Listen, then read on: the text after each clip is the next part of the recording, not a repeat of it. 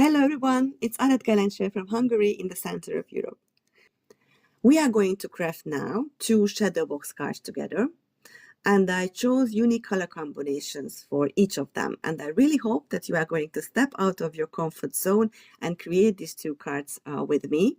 You can also choose your own color combinations if you want, of course. I'm using Pinterest Studio products for both of the cards, but all the products are interchangeable, so feel free to create with your own supplies, and let's do these cards together. Let's start. In card making, color choices can make all the difference between a design that feels ordinary and one that truly wows. One of the most impactful ways to elevate your card design is through the careful selection of ink colors. The inks you choose don't just fill in the lines, they set the tone, mood, and style of the entire piece.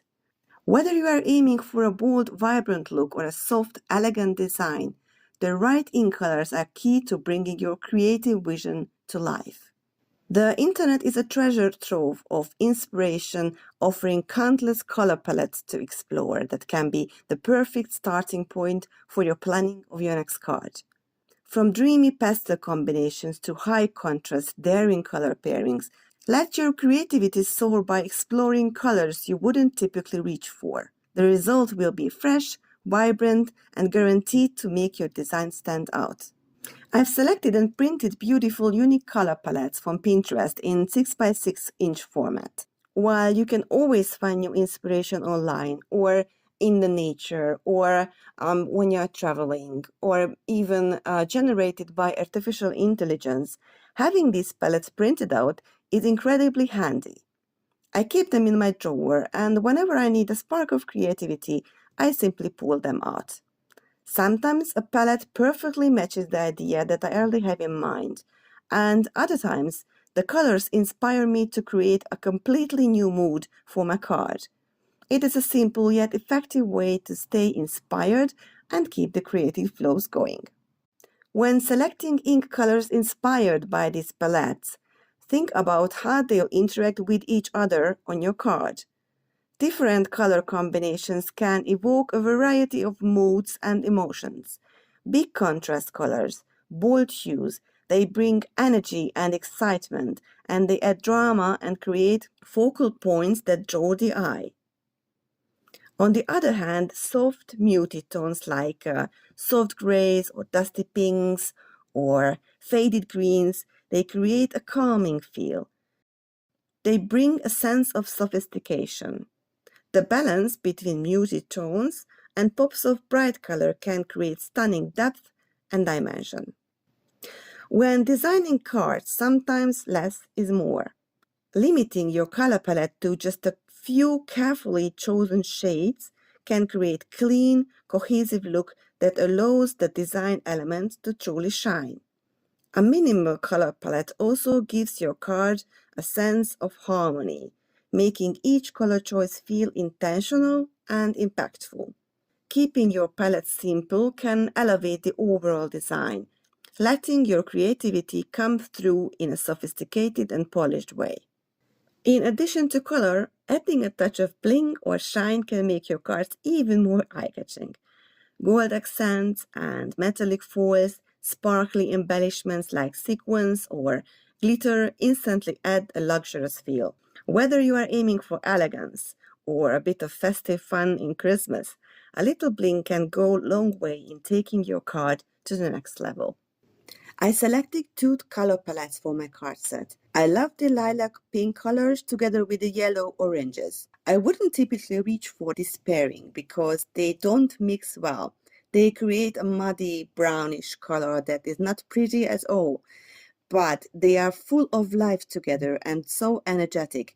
Big contrast, and I just love them. The other color palette is more muted. They are pastel colors, soft greens and yellows. It is a calm and elegant palette. I'm working with Pinterest Studio inks and supplies. I am choosing similar colors for this palette, and I'm making ink swatches to see how well they work together. The colors I chose for the first card are Misty Coast, Sweet Mustard, Marigold, Soft Lilac, Regal Kiss, and Zephyr. For the second card, I chose citron, bay leaf, fresh pear, and two pink tones, belly slipper and coral reef. I am using a stamped die stencil set from Printful Studio. It is called Magnolia. You can easily use any other brand floral stamp and layering stencils for this card. This one has several floral elements on the stamp set, and after ink blending with stencils, you can cut them easily in one go with the coordinating dies. I'm using my Misty Stamp tool and stamping the image with a light gray color. I make sure that the paper is really tight in the corner of my positioner because I do want to restamp it later with a darker gray color. The stamped image is light, but just enough visible to be able to line up the stencils for ink blending. If you use the same technique and want to restamp the image after ink blending for a crisp finish, then remember not to remove the stamp from the door. There are 4 stencils for ink blending this image. This is the first one. I'm ink blending parts of the image, which are the flower head with soft lilac. This is the beautiful pastel lilac color. Yellow mustard, which is a warm yellow color.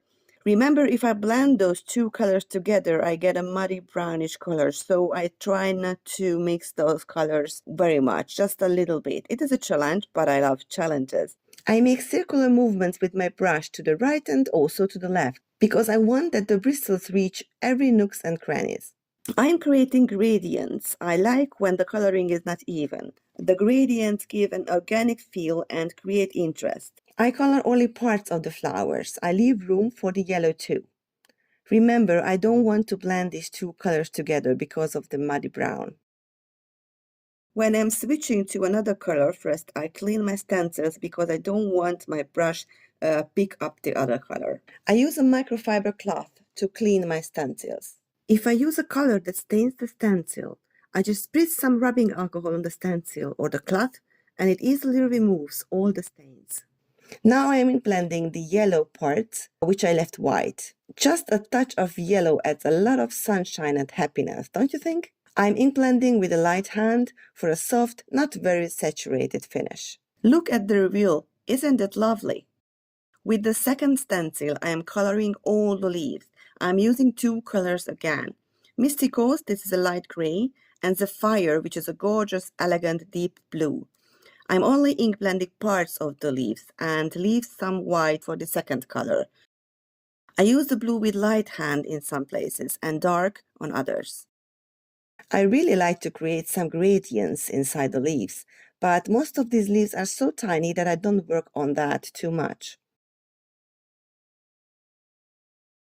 The reveal part is always my favorite. The third stencil is the details of the flowers. I'm using Regal Kiss and Marigold color.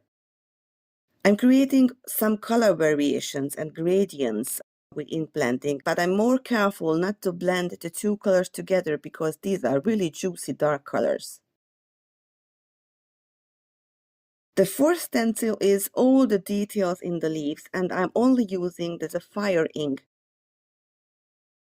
I am restamping the image using the darker gray color that is called Metropolis. I just love the crisp look after restamping. I place the paper tight in the corner again and check if the stamp is lining up.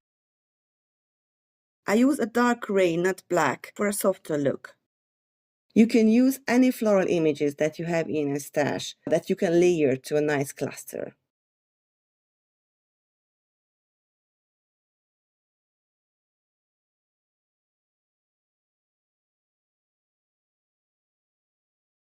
I am die cutting the image and I do the ink blending for the second card too.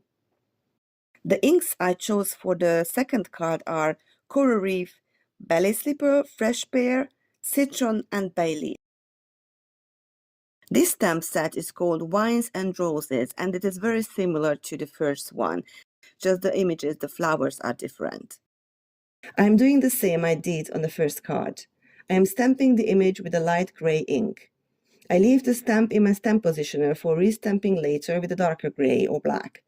I'm doing that after ink blending. I'm using layering stencils for ink blending the floral images. With the first stencil, I use citron all over the stencil with a light hand. and a bay leaf for creating some gradient inside the leaves. Darker at the base and lighter on the ends. On some places it is easier to do, and on other places it is not possible, but it doesn't matter because it makes a more organic feel to the image. With the second stencil, I ink blend another group of leaves, and for that I use fresh pear ink. It is a muted green.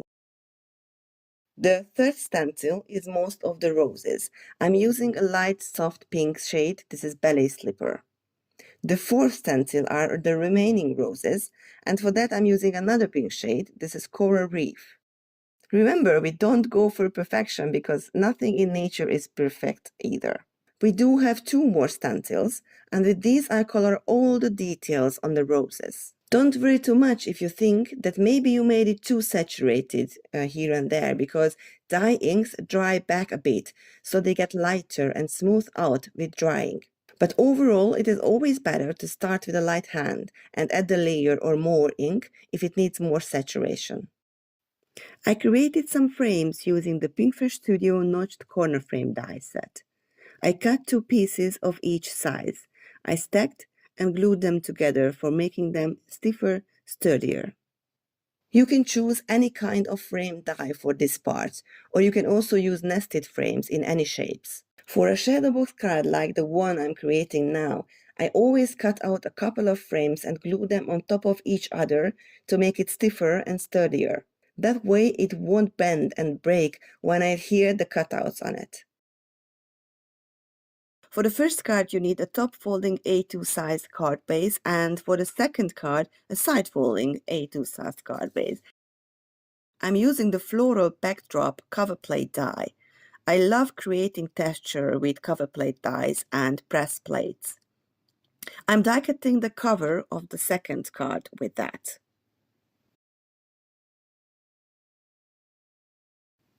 Let's put the second card to the side and create the first card.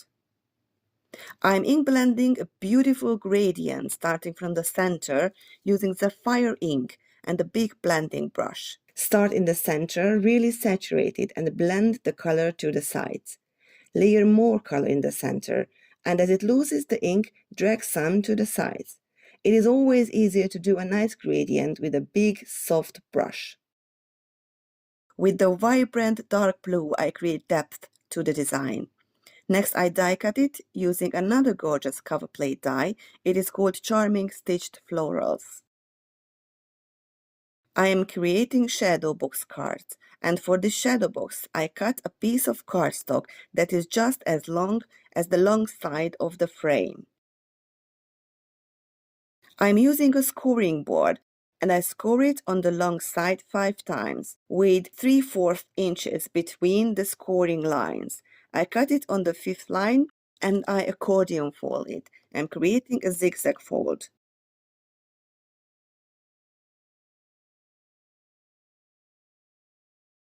Create a second one as well, and glue them on the back side of the frame.